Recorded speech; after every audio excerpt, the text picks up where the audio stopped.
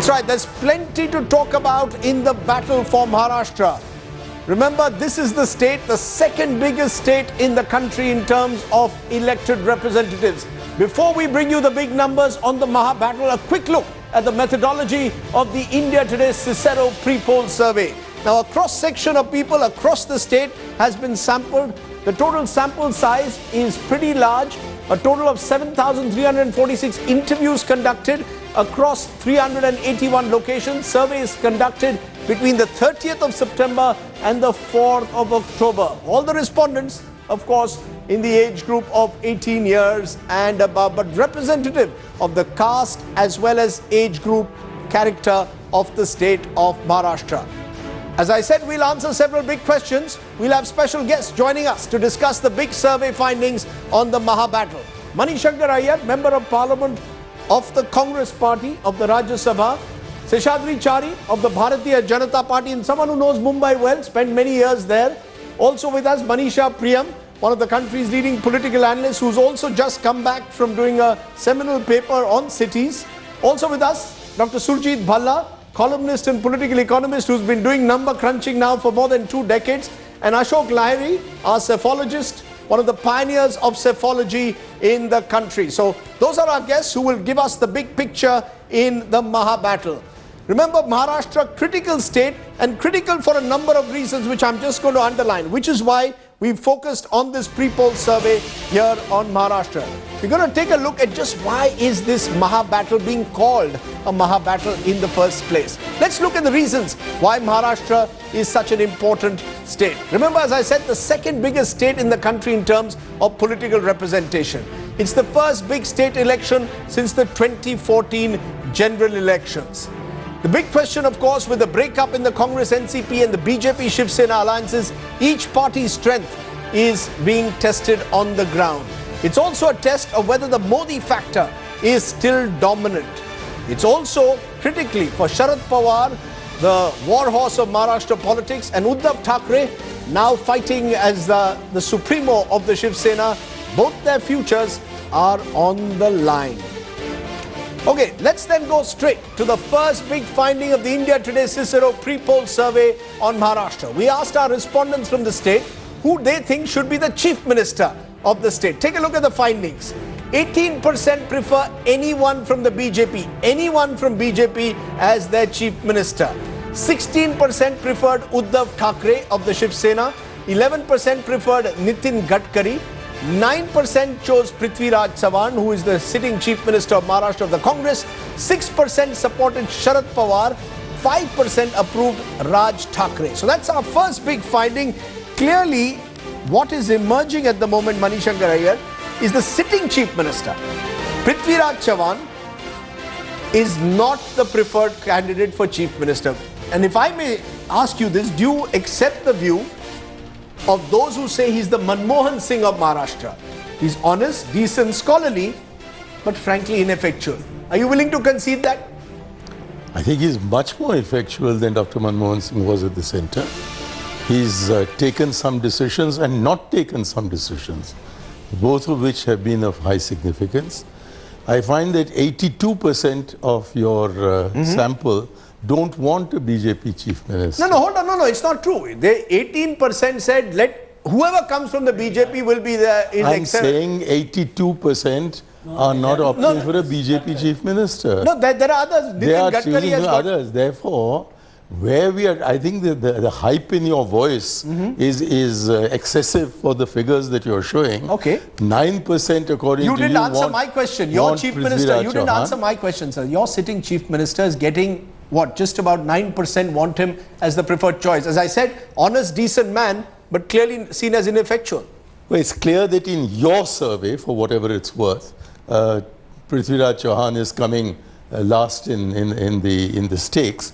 But I don't think the difference between him and anyone from the BJP is of such a significant order as to indicate the possibility of drawing any firm or final conclusions. Okay. Seshadri Chari, you know, interestingly, the BJP for once has chosen not to project a leader, which is why we are getting that strange finding. Yes, we would like a BJP chief minister, but when you ask specific questions, who do you want? people are not so clear. You seem to have so many candidates for chief ministership. Devendra Fadnavis, you have Nitin Gadkari, Vinod Taude, some are saying even Pankaja Munde. You seem to have a lot of candidates for chief ministership. Suddenly the BJP doesn't want to project an individual, it appears. So there are advantages in projecting and there are advantages in not projecting also. But if you see from your own findings, you said 18% anybody from the BJP and 11% also prefer Gadkari. So if you add up these 18 and 11, it is 29%. So close to 30%, which means 30% of the population still feel Gadkari is also part of the BJP. So I think BJP has this advantage of many leaders, and therefore the advantage is that every leader... Is there an admission, Mr. Seshadri Chari, that after the tragic death of Gopinath Munde in June this year, you don't have a leader with obvious chief minister qualities? So you've decided, actually your chief ministerial candidate, as your critics are suggesting, is Narendra Modi. He is the man you want, in a sense, to rule Maharashtra, almost from Delhi. Gopinath Munde is a very big setback for us, no doubt about it. And there is nothing wrong in admitting that Gopinath Munde would have been a very more effective leadership, and probably with Gopinath Munde we would have probably crossed some of the hurdles that we are facing now. Therefore, it is a big loss, and that is one of the reasons why in such a short time you cannot launch one individual as a leader, pan Maharashtra leader. And therefore we have taken a conscious decision of not projecting anybody, but at the same time we get the advantage of all these people in their own constituencies and their own interest areas. You know, it's an interesting, Manisha Priyam, you have Seshadri Chari saying that this election in Maharashtra doesn't necessarily need an individual to be projected as a chief ministerial candidate. Do you believe that at a time when Indian elections have become more and more presidential, that's a good approach to take? When you don't have an obvious candidate, then, make it a pig's breakfast. Let's have sub-regional leaders. Someone who's a leader of Marathwada, someone of Vidarbha, someone of Mumbai. Don't project one individual. Does that work at times? The trends that we have, Indian politics had a tectonic shift in the 90s. I'm not sure whether 2014 is still the tectonic shift for state elections. May have been for the national elections. Even for the BJP itself, in their most recently held assembly elections, the model that has worked for them is to have a strong chief minister in the states. Remember, the Chhattisgarh battle was won by them literally. Then the Congress had not had this downslide as it has had in the Lok Sabha elections. Nobody was sure. Madhya Pradesh was a far more sure victory. So all of these were on the back of very strong chief ministers. Modi was only an add plus or not such an important factor in either of them. So this would be a new scenario where in Maharashtra, the party seems to be at this point of time claiming that one important state battle will be won without an effective state leader. If that were to happen, I would see that as a new trend, somewhat to be understood. Because Modi's, hold on. It's interesting because, for several, and to take Manisha's point forward, several state elections have been won by parties that have projected a clear leader.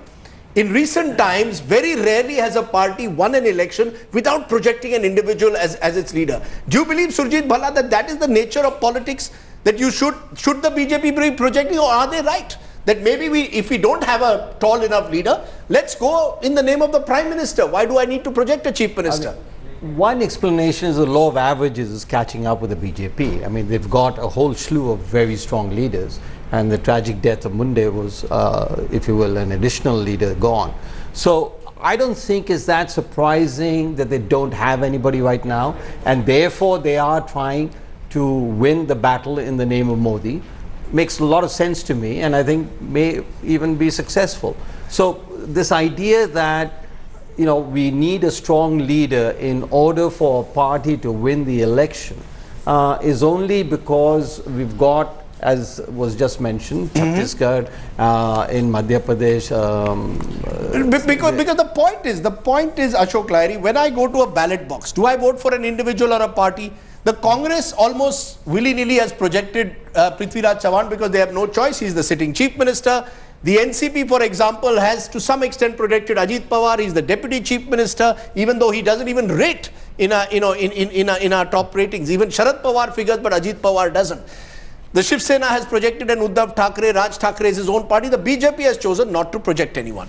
Do you believe that as a result of that, do I vote for an individual or a party? Has the BJP taken the right call and the others possibly taken the wrong call? So Rajdeep, if you're asking, does it help to have a charismatic leader whom you can project as a chief ministerial candidate? The answer is categorical yes, it does help. So this is the context in which Mr. Chari said, what would have happened if Gopinath Munde had been around? Maybe the Shiv Sena BJP alliance would not have broken, and they were in an unassailable position, 48%. That's right. Now, the second thing that you must remember about Maharashtra, Maharashtra has not been ruled by BJP Shiv Sena alliance or BJP for the last 14 years. Last time we saw a chief minister from this combine was in 1999. So Congress bastion, and what is happening now is that Congress is also realizing that they have too many chief ministerial candidates. Yes. You have, just because you have put Prithviraj Chauhan in the front, Narayan Rane is not happy, Ashok Chavan is not happy. So in a way, maybe by it's projecting better. a chief minister, you end up increasing dissension within the ranks. Let me just come to Siddharth Bhatia, senior journalist joining me from Mumbai, because Siddharth, the other interesting finding from this is Uddhav Thackeray seems to do reasonably well as a chief ministerial candidate, possibly because he's being projected by his party aggressively in every poster. Raj Thackeray, on the other hand, just 5%. You know, if you put Raj Thackeray in a television show, you're guaranteed high television rating points. Uddhav Thackeray doesn't come across as charismatic. And yet, when people are being asked who is their chief ministerial candidate, Uddhav Thackeray outscores Raj Thackeray 3-1. What does that suggest to you? Well, there is a very clear message this is sending out to us. Firstly, if you recall, Uddhav Thackeray said, I may want to be chief minister. He kind of dropped a hint. And that was to signal to the BJP that, look, I'm taking this very, very seriously, and this is how I'm going to position myself when it comes to the negotiation. So it was a kind of bargaining ploy. Secondly, Uddhav Thackeray has done well in the municipal elections after his father passed away. He's done extremely well thanks to the BJP alliance in the Lok Sabha elections. And he has held the flock together. Everyone thought 3 years ago that Shiv Sena is going to switch lock, stock and barrel the activists to Raj Thackeray. That didn't happen. Raj Thackeray, on the other hand, all his candidates lost their deposits after a fairly good performance last year. So he's turned out to be a bit of a dud politically and electorally. So Raj Thackeray's profile in the electoral stakes has gone down. He still attracts crowd, but in the electoral stakes. Okay. Uddhav Thackeray has proved himself to be a modest, understated but effective leader. So they think that perhaps he can deliver. So I think I'm not surprised. One more quick thing. So far there have been a couple of surveys, in fact, in which Mr. Chauhan has done rather well personally, because his personal reputation is very, very strong, though his party's reputation, less said the better. Okay, so in a sense you are saying Prithviraj Chauhan actually does better than his party, that his personal reputation is higher today than that of the Congress party. But let me get you some more findings. Let's come to the other big finding from the Maha-Battle survey done for India Today by Cicero. We asked the people of the state how they assess Modi government's performance in the last 4 months. Here are the results. 31% people say that Prime Minister Modi's performance was better than expected. 43% said the government has performed as per expectations. You add the two, 74% believe that achhe din aayenge or are expected to come. 18%, about 1 in every 5, are disappointed with the Prime Minister's performance. 8% said can't say or don't know. We also asked the people about the performance of the Congress NCP-led government over the last 4 months. How has the Congress NCP government fared over the last 4 months? Now, here are the findings. 45% of the respondents said they were satisfied with the performance of the Congress NCP government. 45% said they were satisfied. 50% of the people said they were dissatisfied. 5% had no opinion. But effectively what we are seeing, Manishankar Iyer, is that Narendra Modi, and we are now 4 months into his government, 120 days, still enjoys a very high popularity rating. If you add, as I said, the two numbers that I did, more than 70% are saying either up to expectations or pretty, above it. What does that suggest again? It suggests that Mr. Modi has continued to befool the people as he did before May 9, 2014, and that the disillusionment is still somewhere away. It hasn't yet arrived.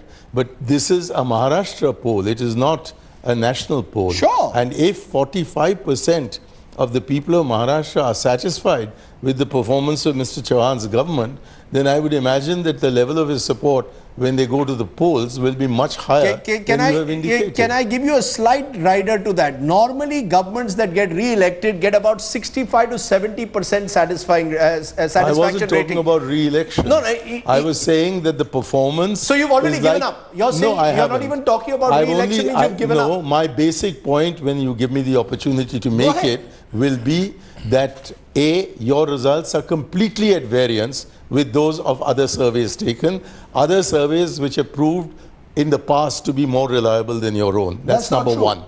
Well, it's as far as I'm concerned, let's not the Sea Voter survey shows the BJP getting 40 seats less than you're predicting.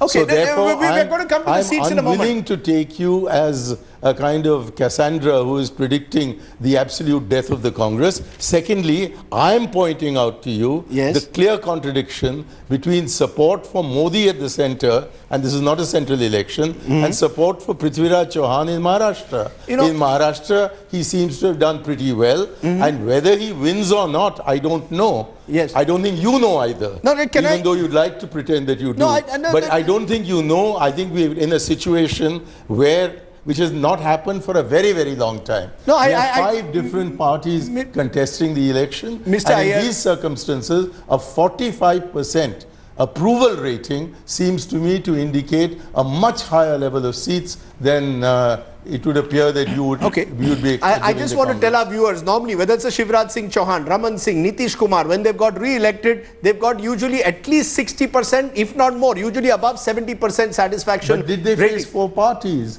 There are five different parties in the field.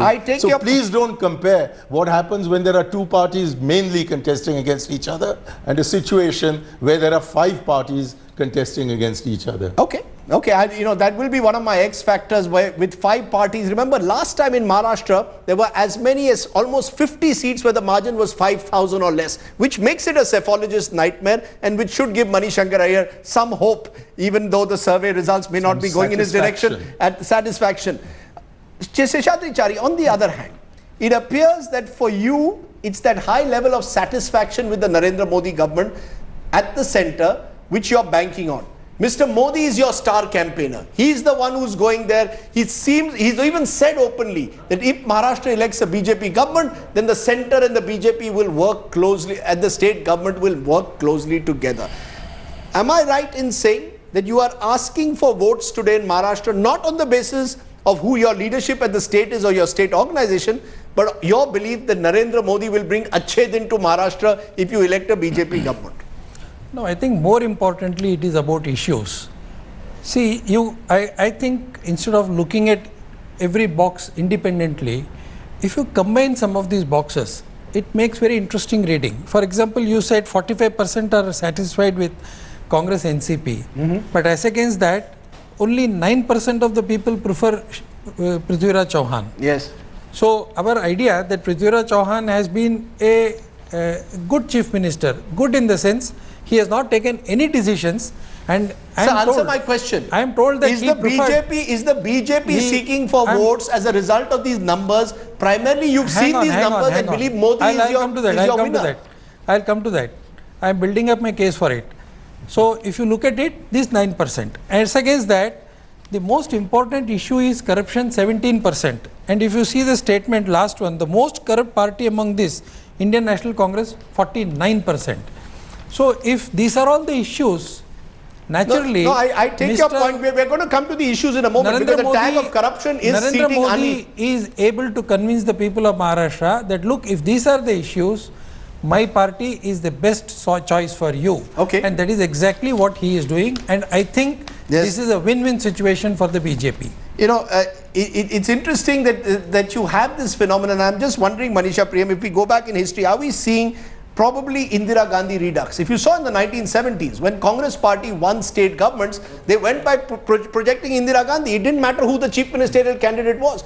Do you believe as a result of what happened in the 2014 elections in May, the BJP is doing now what the Congress did in the 1970s? Let's go to the people on the basis of the performance of the central government, not so much on the performance of what the state government is doing. It would be foolhardy to think that, the voters are so foolish that they are judging the BJP by the performance of the central government, which is 100+ days old. It is as yet an extension of the electoral promises that Mr. Modi has made directly to the people. No doubt there has been in his election campaign that he has done nationally a lot of local flavoring, a lot of things individually and personally in offer, but all of those were done in bounded domains. The trick that was done was that Modi during the national campaign was able to offer himself in terms of state-specific issues. There was a ring in his tone and tenor.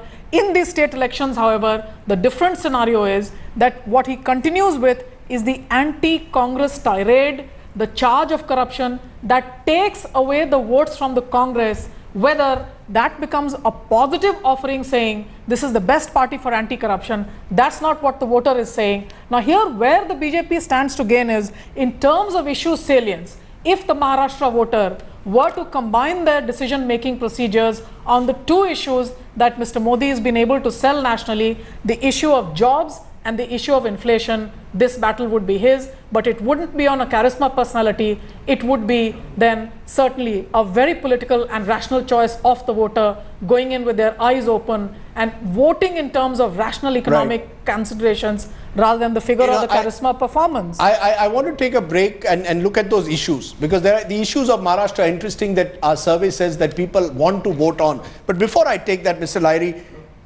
would I be right in saying that a ruling party at the center gets a bounce effect from a general election that they won with such a vast margin in any state election within, let's say, a period of 6 months? That at least any state election within a period of 6 months where you have an organization will benefit from the fact that you've already won a national election? I believe so. Rajdeep, also you have to remember that the 2014 Lok Sabha elections caught the pollsters completely off guard. What they thought to be a wave was a tsunami. Now this tectonic shift, which I think my colleague Manisha has already spoken about, it doesn't get undone so fast. So that effect will be there. But you may say, what about the by-elections? The by-elections didn't show that. But by-elections do not determine governments. Now what you are seeing is a state election which is going to determine government. Mr. Iyer may not like it, but I think the decimation of Congress that we are seeing, we have seen one bastion going, which is Andhra Pradesh. Now it's time for Maharashtra to go. And there, I think the Modi wave is very much there. It's still there. It's still there. Because, let's be clear, Surjit, in the Lok Sabha polls, if you translate Lok Sabha figures to Vidhan Sabha, the BJP Shiv Sena alliance is ahead in almost 240 of the 288 seats. So it is, it is a tsunami that took place in May. Do you believe at best a tsunami can dilute into a wave? When an election takes place within 4 or 5 months. Somebody might say at worst it will dilute into. Though they've separated. Remember, they've separated. The BJP Shiv Sena has separated. That's the critical factor. They're not fighting unitedly.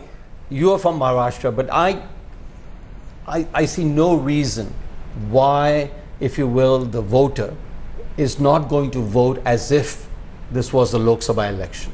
That is to say that the same issues about leadership, performance, etc., that he and she voted on in May are dominating this election. Yes, but at that time the BJP Shiv Sena were fighting together. Now they're fighting apart. Does that make a difference? So further my point, that I think that on the basis of that, the logical forecast would be that the Shiv Sena does not do very well. That basically, and I think that is why the alliance broke up, because the BJP felt that, listen, what is it that we gain from having an alliance with Shiv Sena? We're bringing all the votes to the table. They're taking So the national party gets the votes, the regional party doesn't get the votes? This is the other shift that is happening, will continue to happen until we get a new equilibrium. We are in a transition to a new equilibrium where the old order has really been shaken, and whoever was part of the old order will get shaken.